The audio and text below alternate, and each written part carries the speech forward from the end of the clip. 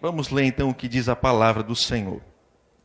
A epígrafe aqui do texto, na minha versão, diz assim, ó, a intercessão do Espírito.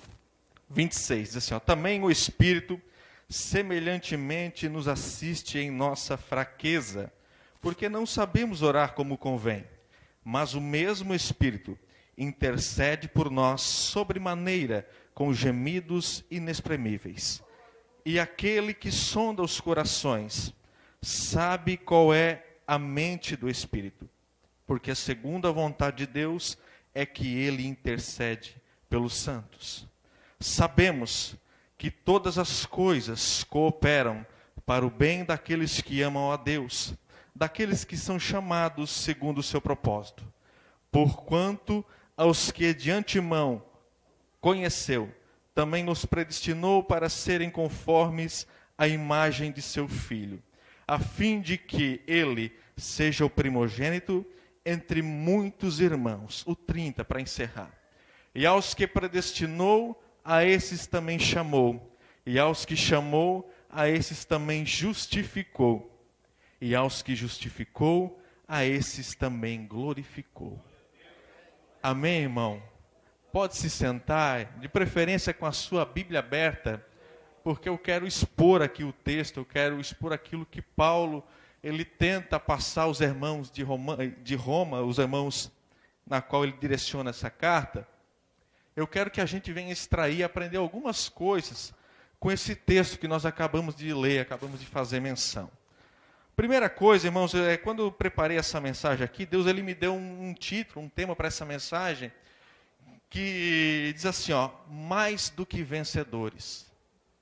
Mais do que vencedores. E a grande verdade, quando você vai estudar debaixo de um tema chamado mais do que vencedores, nós vamos aprender uma verdade, que nem todos aqueles que sonham vencer na vida, irão vencer na vida. E para ilustrar, irmão, como a gente mora num país, como a gente vive num país que é conhecido aí fora e que todos conhecemos como o país do futebol, ou o país pentacampeão, né? Eu quero ilustrar com um fato que aconteceu em 1950. Foi a primeira Copa do Mundo sediada aqui no Brasil. E a imprensa, na época, do mundo todo, irmão, a imprensa do mundo todo, ele tinha o Brasil, a seleção brasileira, como a seleção favorita ao título mundial. E a seleção brasileira, para não contrariar aquilo que as especulações eram feitas, enfim, no mundo inteiro, começa muito bem a arrancada na Copa do Mundo, começa vencendo o México por 4-0. A segunda partida, irmão, eu anotei os resultados porque eu não vivi em 1950. A seleção brasileira ela empata com a Suíça por 2-2. A terceira partida, a seleção brasileira ela vence a Iugoslávia por 2-0. E aí, irmão, a seleção brasileira começa uma arrancada extraordinária. Na próxima fase, ela vence a Suécia por 7-1. E na semifinal, ela vence a Espanha por 6-1. E chega até a final. Chega até a final precisando, irmãos, apenas de um empate contra o Uruguai para se sagrar campeão naquele ano, na primeira Copa sediada aqui no Brasil. E todos, irmãos, no Brasil e no mundo já contavam como que o Brasil, a seleção brasileira de 1950, campeã do mundo. E aí a seleção entra no Maracanã, lotado, as bandeiras agitadas, o povo alegre, o povo contente, porque, afinal, o Brasil precisaria apenas de um empate para ser o campeão. E o Brasil, quando começa o primeiro tempo, o pastor ele não deixa por menos, começa já fazendo logo um golzinho para garantir, acaba o primeiro tempo, está 1-0 para o Brasil. Quando eles retornam para o segundo tempo, até os 21 minutos, mais ou menos, do segundo tempo, o Brasil ainda é o campeão. Mas aos 21 minutos do segundo tempo, o Uruguai empata o jogo. E o Brasil continua ainda, o Brasil precisaria só do empate para ser campeão. Mas antes do apito final, antes de acabar o jogo, a seleção do Uruguai faz mais um gol. Vira o jogo. E aquilo que parecia festa em todo o Brasil, aquilo que todas as pessoas contavam como dado, como certo, o Brasil vai ser o campeão. Agora se inverte todos os sentimentos. Aquilo que era alegria se transforma em tristeza. Porque, como eu falei no início, nem todos que sonham em ser campeão, nem todos os que sonham ser vencedores, nem todos que sonham alcançar alguns objetivos na vida, irão conseguir alcançar. O Brasil era o favorito, mas perdeu a Copa de 1950. E aí você fica me olhando com esse olho, pensando, irmão, eu esperava uma mensagem de vitória. Deixa então eu te dar uma boa notícia nessa noite. Eu quero dizer que você, eu e você, nós não nos enquadramos nesse montante que eu falei aqui. Sabe por quê? Porque Jesus já morreu por nós na cruz do Calvário. E nós não podemos ser comparados ao mundo. Nós não podemos nos comparar aos vencedores desse mundo. Sabe por quê, irmão? Porque nós somos mais do que vencedores. Essa verdade não serve para mim e para você, porque o sangue de Jesus já nos lavou. O sangue de Jesus já nos purificou. E é por isso, irmão, que eu escolhi esse texto aqui nessa noite, para nós nos alegrarmos juntos. Aleluia, louvado seja o nome do Senhor. O texto nos revela o compromisso de Deus de nos guiar até a glória de Deus.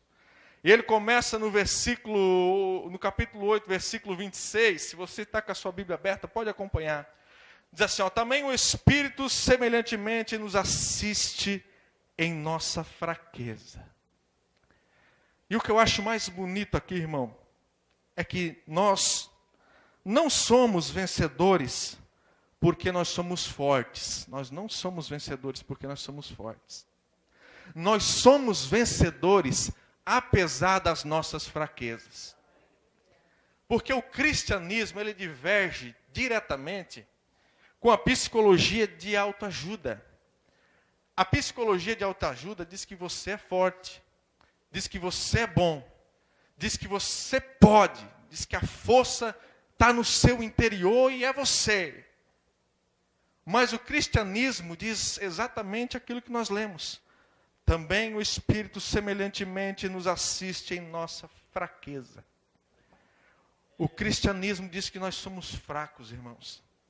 O cristianismo diz que, olha, se não fosse a graça, se não fosse o perdão, se não fosse a justificação de Deus na nossa vida, nós não éramos merecedores de tamanha graça e tamanha vitória. Nós somos fracos. E por que? Você pode se perguntar por quê? Por que Paulo está falando isso aqui aos irmãos de Roma? Ele não nos deixa, irmão, sem resposta. Olha o que ele diz. Porque não sabemos orar como convém. Aleluia.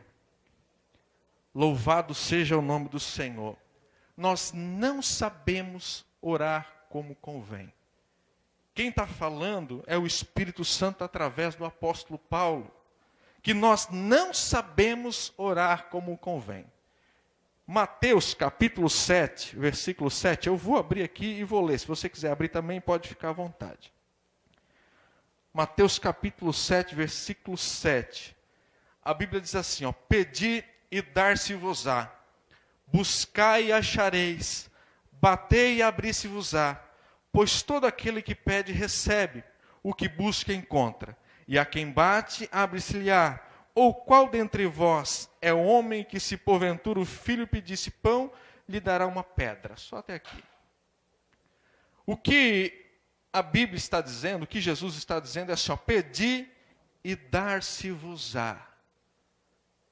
O que a Bíblia não está dizendo, irmão, para nós entender, o que ela não está dizendo é o seguinte, pedi e dar-se-vos-á o que vocês pediram. A Bíblia não está dizendo isso. E graças a Deus que não está dizendo isso. Porque Paulo vem esclarecer isso aqui. Nós não sabemos orar como convém. Não sabemos orar como convém. Aleluia. Deus, ele não dá o que pedimos, irmãos. Porque os caminhos de Deus são maiores do que os nossos caminhos. Os pensamentos de Deus são mais altos do que os nossos pensamentos. Muitas vezes nós pedimos uma serpente achando que estamos pedindo um pão. Pedimos uma coisa que não vai agregar valor à nossa vida, achando que vai.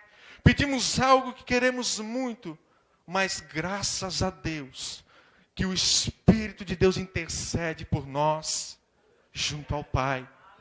Olha só o que diz, irmão. Não sabemos orar como convém, mas o mesmo Espírito intercede por nós. Aleluia. Sabe o que isso aqui significa, irmão? Que a gente não sabe orar, mas o Espírito de Deus, Ele intercede por nós. Ele conserta, Ele restaura a nossa oração. E ela chega diante do Pai, a nossa oração da maneira exata, da maneira certa. Não porque a gente sabe pedir. Não porque a gente sabe orar. Não porque a gente sabe o que é melhor para nós, não. Porque o Espírito intercede pela nossa vida. Aleluia. E olha como que Ele intercede. Ele intercede sobremaneira, com gemidos inexprimíveis. Ele não intercede de uma forma direta, ou Ele não intercede de uma forma vazia. O Espírito, que é Deus, intercede pela minha e pela tua vida de uma forma sobremaneira. Ele sendo Deus, irmão, Ele poderia interceder em qualquer língua que Ele quisesse. Mas olha o que a Bíblia diz, Ele intercede com gemidos inexprimíveis. O que é um gemido? Um gemido de dor quando você não tem palavras. Quando você não sabe o que falar, ou não sabe o que dizer, não sabe como agir na presença de Deus. Você geme porque o Espírito Santo, o Espírito de Deus, Ele intercede com gemidos. E como eu falei, Ele poderia interceder em qualquer língua. Ele é Deus. Ele conhece todas as coisas. Ele conhece todas as línguas. Conhece tudo. Mas Ele intercede com gemidos. Porque Ele dá valor à nossa vida. Porque Ele nos ama de tal maneira. Porque Ele nos ama sobremaneira, irmão. Amém. Glórias a Deus. O 27 diz assim, ó. E aquele que sonda os corações sabe qual é a mente do Espírito. Porque segundo a vontade de Deus é que Ele intercede pelos santos. Sabe o que é porque segundo a vontade de Deus que Ele intercede pelos santos? O que o Espírito Santo faz é pedir ao Pai que a vontade do céu seja feita na terra. E não ao contrário, não a vontade da terra seja feita no céu. Nós oramos, nós pedimos, mas o Espírito Santo, Ele intercede para que a vontade de Deus seja feita na terra. Que a vontade do céu seja feita aqui. Porque como eu falei de antemão, irmãos, os pensamentos dele são maiores do que os nossos pensamentos. Quem conhece a mente desse Deus? Nós não temos como conhecer a mente de Deus. Nós achamos que sabemos, mas não tem como saber. Aleluia. Louvado seja o nome do Senhor. 28. E sabemos que todas as coisas cooperam para o bem daqueles que amam a Deus. Daqueles que são chamados segundo o seu propósito. Esse sabemos aqui, no original, ele vem da matemática, ele é uma certeza, ele é exato. Nós não temos dúvida. Nós não temos vírgulas. Nós temos a certeza que todas as coisas cooperam para o bem daqueles que amam a Deus. E a melhor maneira da gente entender o que Paulo está falando aqui, é a gente compreender o que ele não está falando. Porque de repente você entrou aqui nessa noite, numa situação adversa, numa situação contrária. Você talvez entrou aqui nessa noite passando por lutas espirituais, lutas na sua casa, enfim. E de repente você se pergunta, mas então eu não estou entendendo. O que Paulo não está dizendo aqui, irmãos, é que todas as coisas que acontecem são coisas boas na nossa vida. Paulo não está dizendo isso. Paulo está dizendo que apesar das nossas lutas, apesar das nossas dificuldades, apesar dos gigantes que se levantam contra a nossa vida, apesar do inferno se levantar contra a nossa vida, nós somos mais do que vencedores. Aleluia! Apesar de todas, nós sabemos que todas essas coisas cooperam para o bem daqueles que amam a Deus. Portanto, irmão, se você está enfrentando luta, dificuldade, fique tranquilo, porque tudo coopera para o bem daquele que ama a Deus. Nós podemos citar aqui a história de José, que foi vendido como escravo para o Egito pelos próprios irmãos. E 22 anos depois, Deus trabalhou, quando deu fome, enfim, os irmãos voltaram lá e Deus usou a vida de José, lá no Egito. Aquele período que ele teve preso, aquele período que ele foi humilhado, contribuiu lá na frente, porque o Senhor não vê só o agora. A nossa mente é limitada, irmão. A nossa mente não enxerga muito além, mas os olhos de Deus estão na eternidade. E Ele sabe que todas as coisas vão contribuir para o nosso bem. Amém? A segunda coisa que eu aprendo aqui, irmão, não se assuste com o tamanho do esboço, tá? É que Paulo também não está dizendo que todas as coisas cooperam para o bem de todas as pessoas. Não é isso que Paulo está dizendo. O que Paulo está dizendo é que todas as coisas cooperam para o bem daqueles que amam a Deus. Irmão, você ama a Deus? Você ama a Deus, mas não está entendendo o propósito de Deus em meio a esse turbilhão que você está vivendo. E você se pergunta, eu não consigo entender. E isso me faz lembrar uma história de Albert Einstein, que foi ele criou, foi a teoria da relatividade, a complexa teoria da relatividade, entre outras coisas que ele criou. E aí quando alguém perguntou para a esposa dele, um repórter, se não me engano, perguntou para a esposa dele, olha, você sabe como que funciona a complexa teoria da relatividade, na qual seu esposo é conhecido e famoso no mundo inteiro? Ela respondeu, não, eu não conheço a complexa teoria da relatividade, na qual meu esposo é famoso no mundo inteiro. Mas eu conheço e entendo o meu marido. Você pode não estar entendendo nada do que Deus está fazendo na sua vida, mas a resposta que eu tenho para você nessa noite é a seguinte: entenda Deus. Entenda Deus, Ele é soberano. Ele está sentado num alto e num sublime trono. A terra é estrada dos seus pés. Ele é grande, irmão. Entenda Deus. Você se encontra em um turbilhão. Você se encontra desencontrado. A verdade controversa. Você está perdido. Não está entendendo o que Deus está fazendo. Mas entenda Deus. Você serve esse Deus. Você ama esse Deus. Se você ama esse Deus, saiba que todas as coisas cooperam para o seu bem. Aleluia.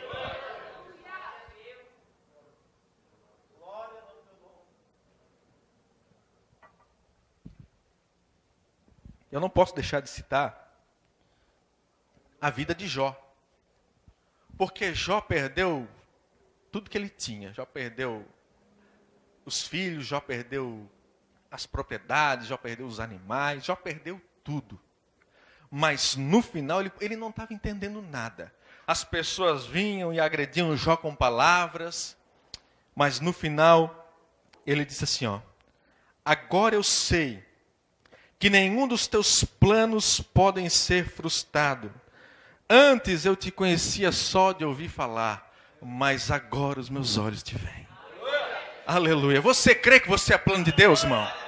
Você crê que você é plano de Deus? Os planos de Deus jamais serão frustrados. Se você é plano de Deus, saiba, irmão, tenha certeza que todas as coisas irão cooperar para o seu bem. Aleluia. Mas que bem é esse? Que bem é esse?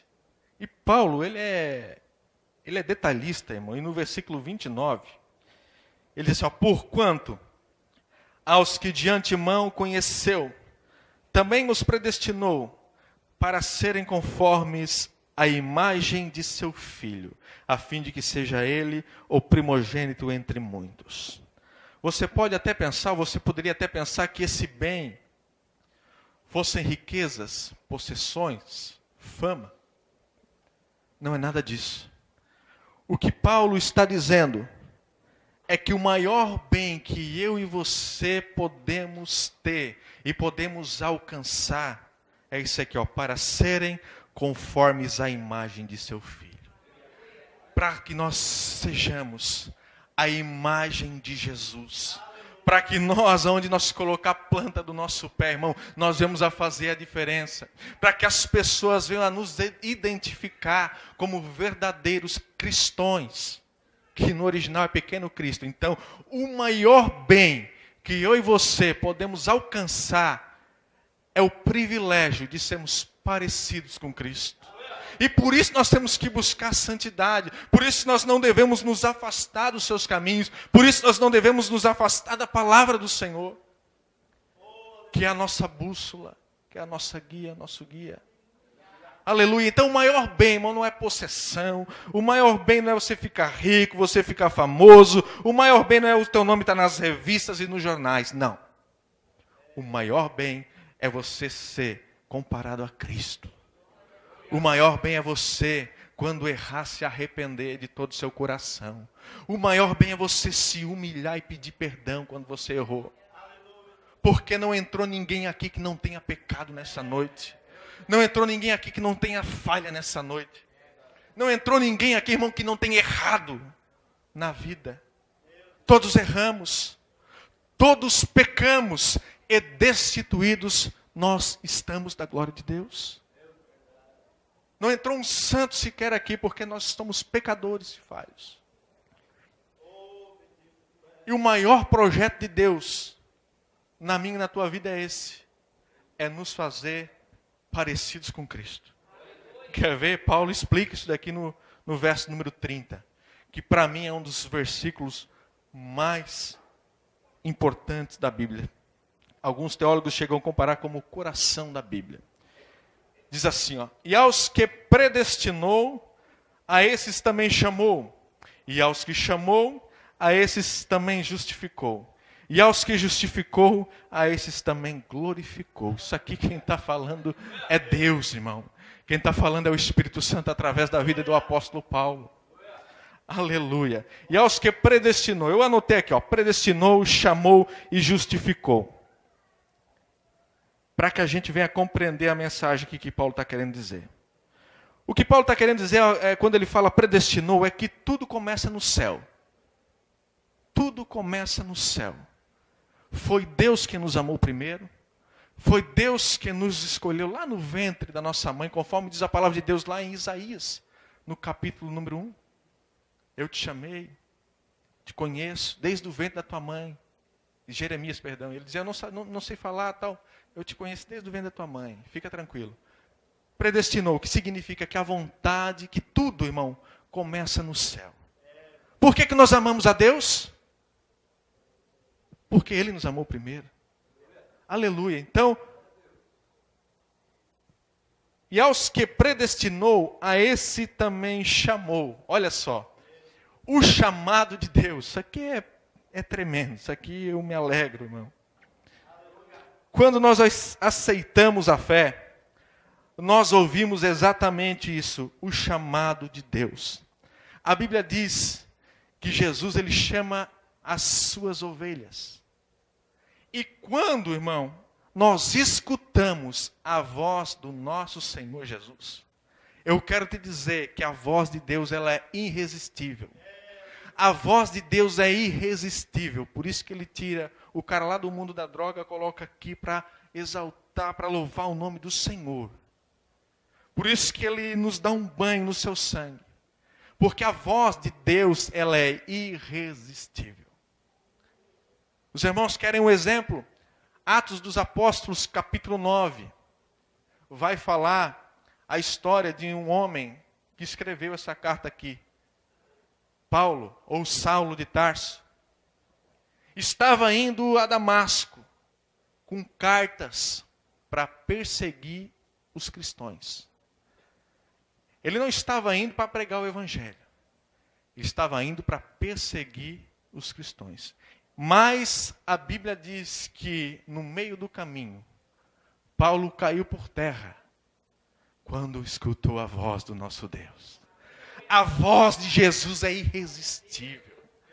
Alguns dizem que Paulo caiu do cavalo, eu não sei. Eu sei que ele caiu por terra porque ele escutou a voz de Deus.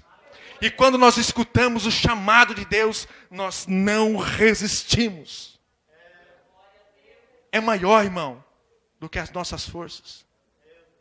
A voz de Deus é irresistível, aleluia. Louvado seja o nome do Senhor. E aos que chamou, a esses também justificou.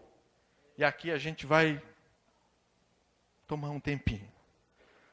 Justificou. O que é a justificação? Eu anotei aqui que todos nós temos que compreender, irmão, o que é a justificação. Os irmãos sabem que todos nós teremos que comparecer diante do tribunal de Deus para prestar contas de tudo que a gente fez aqui nessa terra. Nós teremos que estar diante do tribunal de Deus. E todos nós nos achamos em pecado. A Bíblia diz que não há um justo sequer. E nós estamos destituídos na glória de Deus. E no dia desse juízo, testemunhas, é a Bíblia que diz, levantar-se-ão contra as nossas vidas. E sabe qual é a primeira testemunha? Eu anotei aqui, são 4. A princípio são 4. Primeiro é as nossas próprias palavras. As primeiras testemunhas, as nossas próprias palavras. Você lembra, irmão, de todas as palavras torpes que você falou até o dia de hoje? Você lembra se você já mentiu alguma vez na vida? Você lembra se você já xingou alguém alguma vez na vida? Não são meias palavras, não são um pouco das palavras. São todas as nossas palavras. São as primeiras testemunhas contra nós no dia do juízo. Sabia disso? Vamos para frente. A segunda, as nossas obras. Que obras, irmãos? Aquelas obras que você fez contra a vontade de Deus. Aquela obra que ninguém viu. Aquela obra que você fechou a porta do seu quarto e ninguém viu. Aquela obra que você até hoje vem fazendo e ninguém sabe. Sua esposa não sabe, seu esposo não sabe, a sua família não sabe, o seu pastor não sabe. Deus está vendo. Deus está vendo. As nossas obras serão testemunhas contra nós no dia do juízo. Terceira, as nossas omissões. E aqui eu vou abrir Mateus 25. Quem quiser abrir comigo, pode abrir, irmão. Mateus 25 e 41. Então o rei dirá também aos que estiverem à sua esquerda: apartai-vos de mim, malditos, para o fogo eterno, preparado para o diabo e seus anjos. Porque eu tive fome e não me deste de comer. Eu tive sede e não me deste de beber. Sendo forasteiro, não me hospedaste. Estando nu, não me vestiste. Achando-me enfermo e preso, não foste me ver. 44. E aí eles fazem uma pergunta. E eles lhe perguntaram: Senhor, quando foi que te vimos com fome, com sede, forasteiro, nu, enfermo, ou preso e não te assistimos? 45 diz assim: então lhe responderá: em verdade vos digo, que sempre que o deixaste de fazer a um desses mais pequeninos, a mim o deixaste de fazer. As nossas omissões. Você sabia que você pode estar dentro da sua casa, só escutando louvores o dia inteiro, só lendo a palavra do Senhor o dia inteiro, mas se você sabe que existe alguém necessitado e você não ajuda, você está pecando. Pecado da omissão. Essa vai ser também uma das testemunhas. Você sabia quem precisava de ajuda e não ajudou. O quarto, irmão, esse aqui é o mais sério. Esse aqui é o mais sério. O segredo dos nossos corações. Nós estamos aqui, mas nós temos segredos no nosso coração. No nosso pensamento. Nosso pensamento. E quem escapa, irmão, de não ter um pensamento sequer pecaminoso durante o dia, durante a semana, durante o mês, durante o ano? Os psicólogos, irmãos, eles dizem que na nossa cabeça, em média, uma média, pode ser mais, pode ser menos, passa em média 10 mil pensamentos por dia. 10 mil pensamentos por dia. Eu não sei como que eles mediram isso aqui, mas eles dizem que é uma média. 10 mil pensamentos. E aí, irmão, suponhamos, você pode estar dizendo, mas, irmão, eu sou uma pessoa boa. Eu não sou uma pessoa que me omito. Quando eu sei que alguém precisa, eu ajudo. Né? A minha fé é acompanhada das obras. As minhas palavras, eu não falo palavrão, não minto. Né? As obras estão certinho. Então, suponhamos que você não peque, nem por omissão, nem pelas obras e nem pelas palavras. Suponhamos. Você seja um semideus. Né? Mas você peque no seu pensamento. 3 vezes por dia só. Só 3 vezes. Desses 10 mil pensamentos, apenas 3 vezes por dia, né? Você é um crente exemplar, você é um cristão exemplar. Mas vamos fazer um cálculo, irmão, para nós entender melhor. Vamos fazer uma matemática. Vamos arredondar aqui com um mês com 30 dias. Se você pecar só 3 vezes no dia, no mês de 30 dias, você pecou 90 vezes. É isso? 90 vezes, né? O ano tem 12 meses. Se você pecou 3 vezes por dia durante um ano de 12 meses, 90 vezes 12, quem pode me ajudar? 1080? 1080 pensamentos. É isso? 90 vezes 12? 1080 pensamentos. Vamos arredondar para baixo. Vamos arredondar para 1000. Para 1000. Vamos arredondar para 1000. Vou fazer 30 anos. Então, nessa minha caminhada, deixa eu arredondar para 30. Então, eu tenho 30 mil pecados pecaminosos, em pensamentos durante a minha trajetória de vida. Aí cada um calcula pela idade que tem. Cada um calcula pela idade que tem. Agora você imagina, eu como um réu, num tribunal, e o juiz, ele não é um juiz corruptível, irmão, não é um juiz que dá para molhar a mão e ele resolver a situação. O juiz é Deus. Nós estamos sentados na cadeira de réu. Eu tenho 30 mil acusações contra a minha vida. Que juiz vai ganhar, ou que advogado, vai ganhar essa causa? 30 mil delitos. 30 mil processos contra a minha vida. Acho que nenhum advogado ia querer defender essa minha causa. Irmão, para entrar no céu, com um pecado só, já seria impossível. Para entrar no céu, com um pecado só, já seria impossível. É por isso que eu falei que a justificação ia tomar mais tempo aqui para nós. Porque nós temos uma alegria genuína. Nós temos uma alegria verdadeira. Porque o Senhor Jesus, na cruz do Calvário, Ele não apenas nos perdoou, irmão, Ele também nos justificou. Aleluia. Quando o juiz puxar a nossa ficha, vai ter lá 30 mil delitos. Na minha ficha, os mais velhos vai ter um pouquinho mais. 30 mil delitos, irmão. Mas no final vai estar escrito assim, ó, justificado. Jesus já justificou os nossos pecados na cruz do Calvário, irmão. Aleluia. Louvado seja o nome do Senhor. Está lá 30 mil pecados. Para mim não teria mais jeito. Um pecado só já ia me impedir de entrar no céu. Mas Cristo nos justificou. Aleluia. E a justificação, irmão, ela é uma obra maravilhosa. Ela é uma obra tremenda e poderosa.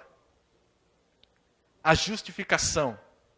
E alguns dizem que ela é maior do que o perdão, e eles dão alguns exemplos, e eu quero usar esses exemplos aqui. Eu quero trazer uma ilustração aqui para nós, sobre a justificação. Suponhamos, irmãos, que nós estamos endividados até o pescoço, mas não é aquela dívida de um carro, de uma casa, uma dívida que seja assim, impagável. Deixa eu colocar um número aqui. Vamos supor que a gente deve R$1 milhão. E a gente está quebrado. Nós estamos quebrados. Nós não temos como pagar essa dívida. Sabe o que é o perdão? A comparação, para a gente entender aqui o perdão. Sabe o que é o perdão? O perdão é alguém pegar R$1 milhão, ir lá no banco, pagar, e agora nós não devemos mais nada. Nós somos perdoados da nossa dívida. Isso é o perdão. Agora, olha como que é. O perdão é assim. Ele vai lá, paga. Nós não temos mais essa dívida. Mas nós continuamos quebrados. Não estamos mais endividados, mas continuamos quebrados. Agora, a justificação, ela nos dá um saldo. Ela é ao contrário. Eu anotei aqui o que é a justificação. A justificação significa que Deus pegou essa dívida que era nossa, tirou da nossa conta essa dívida e colocou na cruz do Calvário. Cristo já pagou essa conta. Agora nós não estamos apenas sem essa dívida. Agora nós estamos com crédito. Nós estamos justificados. Aleluia. Louvado seja o nome do Senhor. É como se daqui um ano eu vou fazer 31 anos. Então meus pecados já não é mais 30 mil. É 31 mil. Opa, aumentou. A minha ficha lá aumentou. Mas eu já estou justificado. Aleluia. Louvado seja o nome do Senhor Jesus. Os irmãos estão entendendo, irmão? Glória a Deus. Que bom. A nossa dívida então já foi paga na cruz. E pela lei, só voltando um pouquinho aqui, pela lei, se a gente guardasse os 9 mandamentos e pecasse só num, nós já seríamos culpados por toda a lei. É como se você pegasse uma omelete, quebrasse 9 ovos, e no último ovo, aquele ovo estava podre. Estragou toda a omelete. Então, pela lei, nós não teríamos como ser salvo. Por isso que eu falei para o Malo essa semana, que a letra que mata é a lei. Pela lei, irmão, nós não teríamos capacidade de alcançar a nossa salvação. Amém, irmãos? Só para voltar aqui, para ficar bem claro. E aos que chamou, e aos que justificou, a esses também glorificou. Aleluia. A vontade do céu está sendo feita na terra. Quando nós ouvimos a voz do nosso Deus, nós não resistimos à voz dele. A voz dele é irresistível. Ele nos justificou. Ele nos perdoou, ele nos justificou. E agora ele nos glorificou. E esse glorificou aqui, o verbo aqui é o pretérito perfeito. Eu não sou professor de matemática, tá, irmãos? Confesso que eu fui atrás da informação. Pretérito perfeito. Fato consumado. Se você está em Cristo, se você está com Deus, você já está glorificado com Cristo. É fato consumado. Aleluia, louvado seja o nome do Senhor. E aí Paulo, ele vai vir com uma série de perguntas aqui, no versículo 31. Eu vou ler aqui alguns, e dizer assim, que diremos, pois, à vista dessas coisas? Se Deus é por nós, quem será contra nós? E a pergunta é quem será contra nós? Porque se fosse quem é contra nós, o inferno todo se colocaria de pé. O que Paulo está dizendo é que se nós estamos em Cristo, se nós amamos a esse Deus, se nós estamos fazendo a vontade dele, o inferno pode se levantar contra a nossa vida. As lutas irão se levantar contra a nossa vida. Mas nós já somos mais do que vencedores. Não irão prevalecer. Quem será contra nós? Aquele que não poupou seu filho, antes por todos nós o entregou, porventura não nos dará graciosamente com ele todas as coisas? Ele já entregou um principal. Ele já entregou o mais importante, que foi o seu filho. Agora a graça dele nos alcançou. Aleluia. Quem tentará acusação contra os eleitos de Deus? É Deus quem os justifica. Não adianta recorrer. É Deus quem justificou. É o Supremo Juiz da Suprema Corte que nos justificou. Ninguém, irmão, pode tentar acusação contra você. Quem os condenará? É Cristo Jesus quem morreu, ou antes quem ressuscitou, o qual está à direita de Deus e também intercede por nós. Quem nos separará do amor de Cristo? Será a tribulação, a angústia, a perseguição, a fome, a nudez, o perigo, a espada? Podemos acrescentar as lutas dessa vida, o desemprego, enfim, tantas coisas. O câncer, enfim. Como está escrito, por amor de ti somos entregues à morte o dia todo. Fomos considerados como ovelhas para o matadouro. Em todas estas coisas, porém, somos mais do que vencedores por meio daquele que nos amou. Aleluia! Louvado seja Deus, porque eu estou bem certo, disse Paulo, de que nem a morte, nem a vida, nem os anjos, nem os principados, nem as coisas do presente, nem do porvir, nem os poderes, nem a altura, nem a profundidade, nem qualquer outra criatura poderá separar-nos do amor de Deus que está em Cristo Jesus, nosso Senhor. Amém, irmãos? Fique de pé. Glórias a Deus.